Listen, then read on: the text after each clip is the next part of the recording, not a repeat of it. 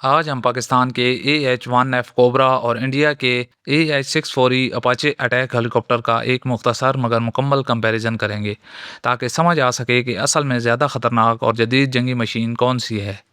پاکستان کا کوبرا ایک پرانا مگر جنگی تجربے سے بھرپور اٹیک ہیلی کاپٹر ہے جسے کئی دہائیوں سے استعمال کیا جا رہا ہے۔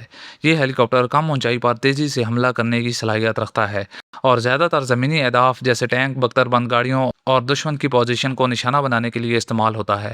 اس میں عام طور پر 20 mm کی آٹومیٹک گن اور ہائیڈرا 17 راکٹ سسٹم استعمال ہوتے ہیں، جبکہ 2 اینٹی ٹینک میزائل بھی فائر کیے جا سکتے ہیں جن کی مؤثر رینج تقریباً 3 سے 4 کلومیٹر کے درمیان ہوتی ہے۔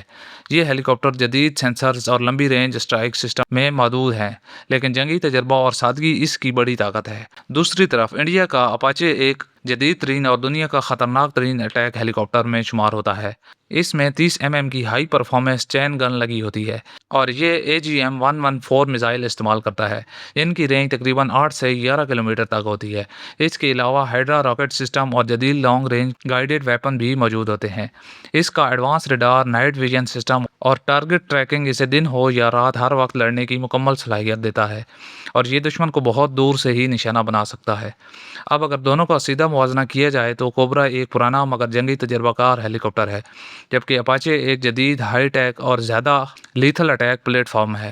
کوبرا اپنی سادگی اور جنگی تجربے کی وجہ سے مؤثر ہے، لیکن اپاچے کی ٹیکنالوجی، رینج اور ایکوریسی اسے ایک لیول اوپر لے جاتی ہے۔ آخر میں اگر آپ کی رائے لی جائے تو ٹیکنالوجی، ہتھیاروں کی رینج اور جدید سسٹم کے لحاظ سے اپاچے زیادہ خطرناک اور طاقتور اٹیک ہیلی کاپٹر نظر آتا ہے۔